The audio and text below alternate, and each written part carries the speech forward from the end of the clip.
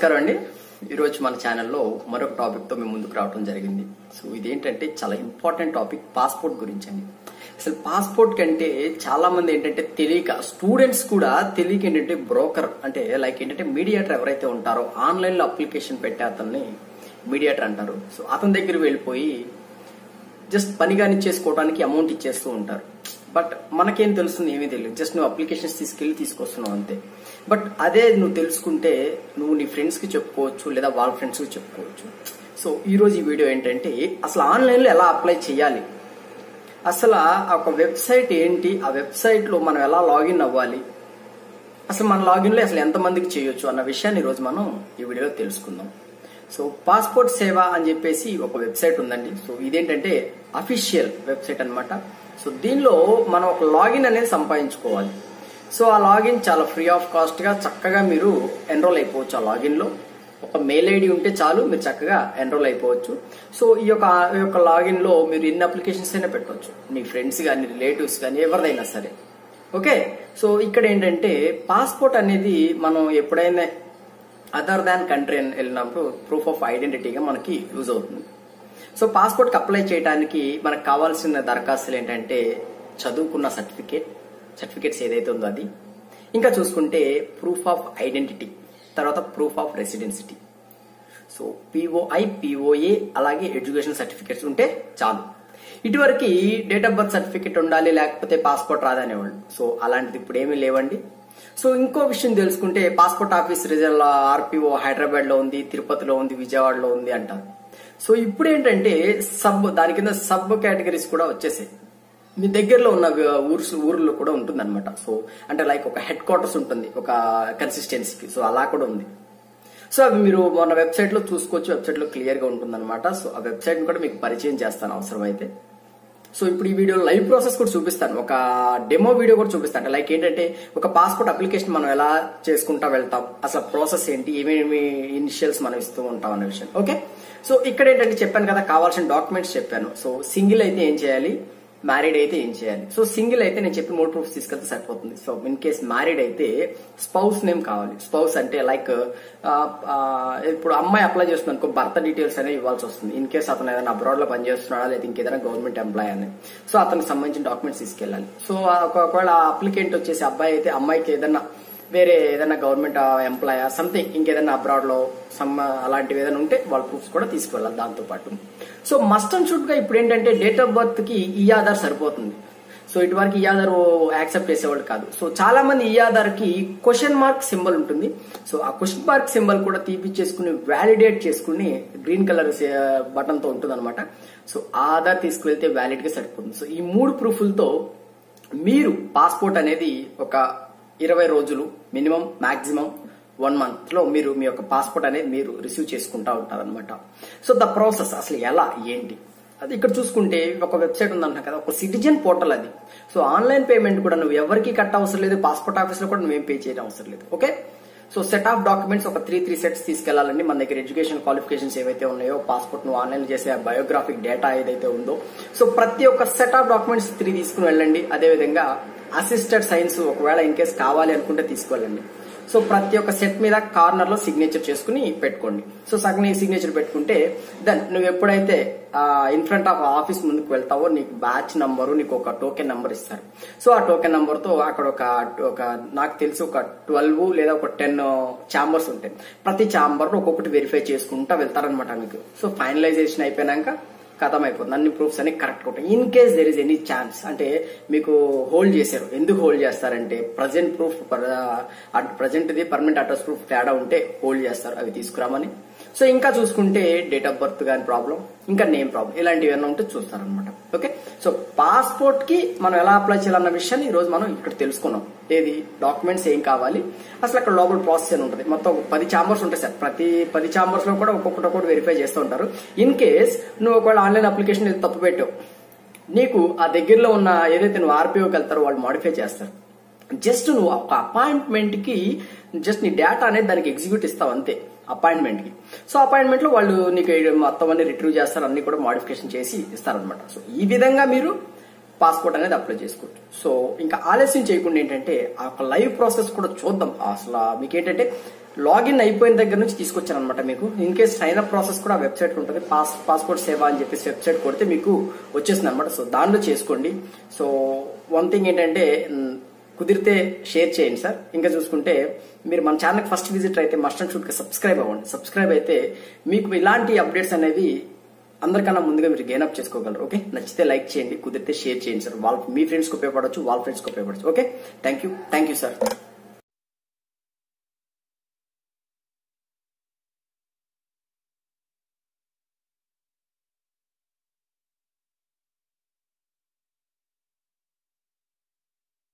ఇది official passport website అండి. ఇక్కడ మనం ఆన్లైన్లో ఫిల్అప్ చేసుకోవచ్చు, ఎలాంటి ఇది ఉండదు. సో ఇక్కడ చూడండి, పాస్పోర్ట్ టైప్ మనకి ఏం కావాలి, ఫ్రెష్ పాస్పోర్ట్ కావాలా, రీఇష్యూరెన్సా, నార్మలా, తత్కాలా అని చెప్పేసి ఉన్నాయి కదా. సో మనం first of all normal fresh 36 pages తీసుకుందాం. సో 60 అంటే మనకు రేట్ అనేది పెరుగుతుంది. సో నెక్స్ట్ అనే ప్రాసెస్ క్లిక్ చేస్తే మీకు నెక్స్ట్ ఇంకొక అప్లికేషన్ అనేది ఓపెన్ అవడం జరుగుతుంది. అంటే ఇది స్టెప్ బై స్టెప్ ప్రాసెస్ ఉంటుంది అనమాట. సో ఇక్కడ అప్లికెంట్ డీటెయిల్స్ అనేవి మనం క్లియర్గా ఇస్తాం. సో అప్లికెంట్ డీటెయిల్స్ కూడా మీరు యాజ్ పర్ ఆధార్ మాత్రం ఇస్తాం, చాలా మంచిది. ఎందుకంటే మీకు ఎలాంటి అనేది ఇబ్బంది లేకుండా సరిపోతుంది. సో ఇక్కడ చూడండి, జెండర్ అనేది ఇచ్చాను. సో ఇక్కడ చూడండి, in case any other names ఏమైనా ఉన్నాయా, in case address, so other than India అన్న విషయానికి నేను ఇస్తున్నాను. సో డేట్ ఆఫ్ బర్త్ కూడా ఇస్తున్నాను. మీరు గమనించినట్టయితే అవుట్ సైడ్ ఆఫ్ ఇండియా కానీ మీరు ఎక్కడైతే బర్త్ అయ్యారంటే పుట్టారా అన్న విషయాన్ని.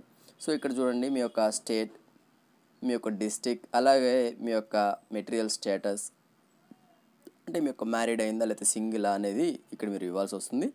సో ఇక్కడ సిటిజన్షిప్ ఆఫ్ ఇండియా అంటే బర్త్ అంటే, సో బర్త్ అయిందని చెప్పేసి ఇచ్చేస్తున్నాం ఇక్కడ. సో పాన్ నెంబర్ ఉంటే పాన్ నెంబర్ ఇచ్చేసేయండి సార్. అదేవిధంగా ఓటర్ ఐడి కూడా ఉంటే ఓటర్ ఐడి కూడా మీరు ఇచ్చేయచ్చు. సో ఇన్ కేస్ అవైలబుల్గా ఉంటే, ఇన్ కేస్ లేకపోతే నో ప్రాబ్లం. రెడ్ ఇండికేషన్ ఉన్నాయి మాత్రం మ్యాండేటరీ ఫీల్డ్స్ అండి. సో ఇక్కడ ఎంప్లాయ్మెంట్ టైప్ ఉంది కదా, సో అవన్నీ కూడా ప్రతి ఒక్కటి ఫీల్డ్ కూడా మీకు తెలిస్తే మ్యాక్సిమం రెడ్ ఇండికేషన్ క్లిక్ చేసి ప్రెస్ చేసేయండి. ఇన్ కేస్ తెలియకపోతే పాస్పోర్ట్ ఆఫీస్కి వెళ్తే వాళ్ళు మీకు చేసిస్తారు. సో ఇన్ కేస్ అంటే మీరు డాక్యుమెంట్స్ తీసుకెళ్తారు కాబట్టి వాళ్ళు మీకు నో ప్రాబ్లం మీకు అక్కడ ఎగ్జాప్షన్ ఇస్తారనమాట. అక్కడ టైప్ చేసి వాళ్ళే టైప్ చేస్తారు. సో ఇక్కడ చూసుకుంటే ఇక్కడ ఎంప్లాయ్మెంట్ టైప్ అని ఉంది కదా. సో మీరు సింగిలా లేదంటే సెల్ఫ్ ఎంప్లాయిడ్ అనేది మీరు, లేదంటే in case no income source ఎలాంటిది ఉంటే అక్కడ మీరు క్లిక్ చేయాల్సి వస్తుందన్నమాట. సో ఇక్కడ ఎంప్లాయ్మెంట్ టైప్ అనేది ఇప్పుడు నేను చూస్తాను, చూడండి.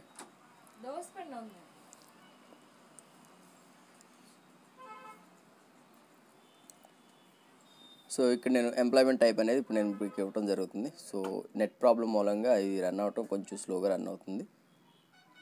సో ఎంప్లాయ్మెంట్ టైప్ వచ్చేసి నేను ఇక్కడ సెల్ఫ్ ఎంప్లాయిడ్ అని చెప్పేసి ఇస్తున్నాను. సో మ్యాక్సిమం అదే ఇవ్వండి sir.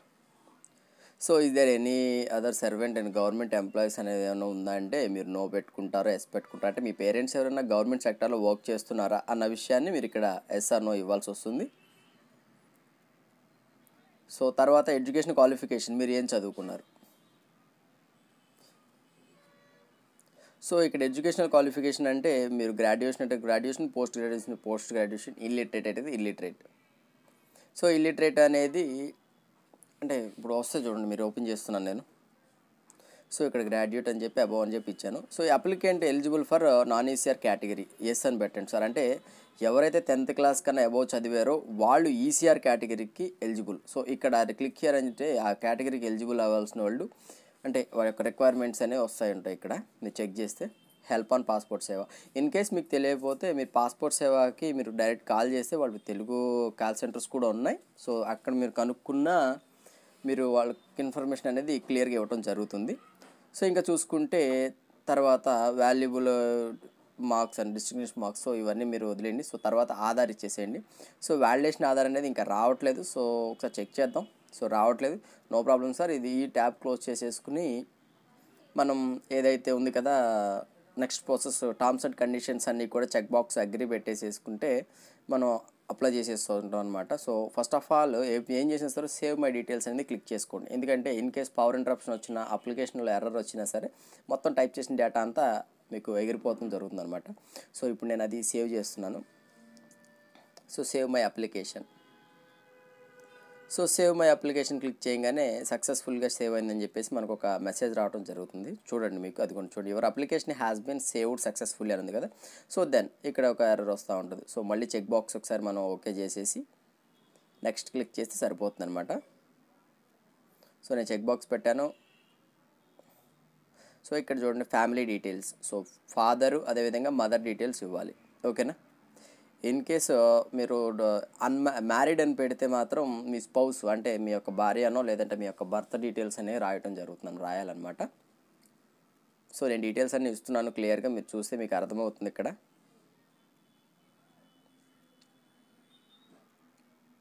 So as per Aadhaar ఇచ్చేసాను. సో నాకు లీగల్గా గార్డియన్స్ అనేది ఎవరు లేరు. సో సేవ్ మై డీటెయిల్స్ అని క్లిక్ చేస్తున్నాను. సో యాజ్ పర్ ఆధార్గా నేను అడ్రస్ డీటెయిల్స్ అన్నీ ఇచ్చేస్తున్నాను చూడండి సార్. సో ఇక్కడ ఇచ్చేసినాక దెన్ మీ యొక్క విలేజ్, ఇంకా చూసుకుంటే స్టేట్, డిస్టిక్, మీకు పోలీస్ స్టేషన్ అంటే మీ దగ్గరలో ఉన్న పోలీస్ స్టేషన్ నేమ్ కూడా రాసేయాల్సి వస్తుంది. సో అంటే మీ కన్సిస్టెన్సీ అంటే మీ యొక్క మండలం చూసుకుంటే ఏ మండల పరిధిలో ఉంది పోలీస్ స్టేషన్ అనే విషయాలు కూడా మీరు ఇవ్వాల్సి వస్తుంది. సో మీ యొక్క విలేజ్ అనేది నేను ఇక్కడ ఇస్తున్నాను. సో ఒకసారి మీరు ఇది ఫిల్అప్ చేసేటప్పుడు ఆధార్ ఖచ్చితంగా చూసుకోండి sir. As per Aadhaar fill up చేస్తే మీకు ఎలాంటి డౌట్స్ రావు. బికాజ్ ఎందుకంటే రేపు పోలీసులు అనేది వెరిఫికేషన్స్ రావడం జరుగుతుంది.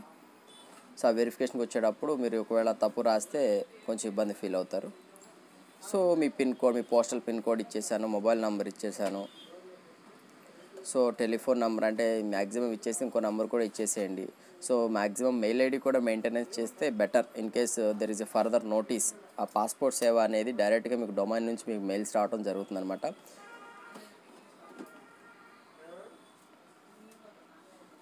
సో నేను మెయిల్ ఇచ్చేసాను. So is permanent address available, అది పర్మనెంట్ అడ్రస్సా? ఎస్.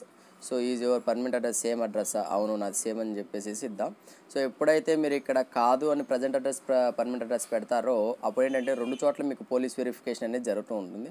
సో పిఎస్కే నోటిఫికేషన్ వచ్చింది కదా. సో నెక్స్ట్ ప్రాసెస్లోకి మనం వెళ్ళిపోతాం ఇప్పుడు. So application successfully. సో తర్వాత ఇప్పుడు మనం నెక్స్ట్ అని క్లిక్ చేద్దాం, అంటే వేరే స్టెప్లోకి వెళ్తాం. So emergency contact in case అక్కడ మీరు వెళ్ళిన అబ్రాడ్ కంట్రీలో, ఫారిన్ కంట్రీలో కానీ ఇన్ కేస్ ఏదైనా జరిగినా సో అలాంటి టైంలో ఆ యొక్క గవర్నమెంట్ ఏదైతే అంబాసిడర్ ఉందో, ఇండియన్ అంబాసిడర్ కానీ ఏదైతే ఫారిన్ అంబాసిడర్, సో వాళ్ళు మనకు సంబంధించిన కాంటాక్ట్ అనేది ఇండియాకి ఇవ్వడానికి మనం ఇవ్వాల్సిన నెంబర్ ఇక్కడ ఇవ్వాలన్నమాట. సో మ్యాక్సిమం పేరెంట్స్ ఇచ్చేసేయండి sir, parents name and address, అదేవిధంగా ఫోన్ నెంబర్ ఇచ్చేసేయండి. సో ఇది జస్ట్ వాళ్ళ డేటాబేస్లో ఉంటుంది. పాస్పోర్ట్ మీద ఎలాంటి ప్రింట్ అనేది అవ్వదు నాకు తెలిసి, 100% చెప్తాను. సో పాస్పోర్ట్ ఎలా ప్రింట్ అవుతుంది అన్న విషయం కూడా ఇక్కడ మీకు క్లియర్గా చూపిస్తాను నేను. అంటే ఆ బుక్ ఎలా ప్రింట్ అవుతుంది. మ్యాక్సిమం 36 పేజెస్ ఏంటంటే రెగ్యులర్గా తీసుకునే, 60 పేజెస్ అంటే ఎక్కువ జర్నీ చేస్తారు కదా, సో అలాంటి వాళ్ళు తీసుకుంటారు. సో నేను ఇక్కడ రాస్తున్నాను చూడండి సార్ ప్రతి ఒక్క ఇన్ఫర్మేషన్ ఇక్కడ. సో నేమ్ రాసిన క్యాండిడేట్ ఎవరైతే ఎమర్జెన్సీ కాంటాక్ట్ ఇవ్వాలో, అండ్ తర్వాత అడ్రస్ అనేది ఇప్పుడు రాస్తూ ఉంటాను నేను ఇక్కడ. సో ఇప్పుడు ఫీల్డ్లో మనకి ఏంటంటే మనం ఎక్కువ లెటరింగ్ ఇచ్చినప్పుడు ఒకసారి చెక్ చేసుకోవాలన్నమాట, నేమ్స్ అన్నీ కరెక్ట్గా ఉన్నాయా లేవా. సో ఇది మీ యొక్క ఎమర్జెన్సీ కాంటాక్ట్ నెంబర్ కూడా ఇచ్చేసేయండి. సో ఇచ్చేసినాక ఆ టెలిఫోన్ నెంబర్ ఏం అవసరం లేదు, డైరెక్ట్గా మీరు సేవ్ మై డీటెయిల్స్ ఇచ్చేసి నెక్స్ట్ అని క్లిక్ చేసినా no problem. So application save అయింది. సో నెక్స్ట్ అనేది క్లిక్ చేస్తాను సార్. నేను ఒకసారి చెక్ చేసుకోవాలి, క్రాస్ వెరిఫికేషన్ ఎప్పటికప్పుడు చేసుకుంటే మంచిది. సో ఇక్కడ చూడండి sir, identification have you, so identity certificate అని ఉంది కదా. సో ఇక్కడ నో అని ఇచ్చేసేయండి. డీటెయిల్స్ ప్రీవియస్ కరెంట్ ఎప్పుడన్నా డీటెయిల్స్ ఏమైనా ఉన్నాయా మీ దగ్గర అంటే మన దగ్గర ఎలాంటివి లేవని చెప్పేసి తీసుకోండి.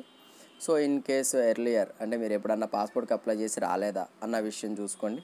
సో ఇన్ కేసు రాలేదు అనుకుంటే మాత్రం అక్కడ ఎస్ అంటే ఫైల్ నెంబర్ ఇవ్వాల్సి వస్తుంది. ఇన్ కేసు నో అని కొడితే ఇవ్వాల్సిన అవసరం లేదు. సో ఫైల్ నెంబర్ ఏదైనా ఉంటే ఫైల్ నెంబర్ ఇచ్చేసేయండి. సో ఫైల్ నెంబర్ లేకపోతే నో అని కొట్టేసి నెక్స్ట్ స్టెప్లోకి మనం వెళ్ళిపోవచ్చండి.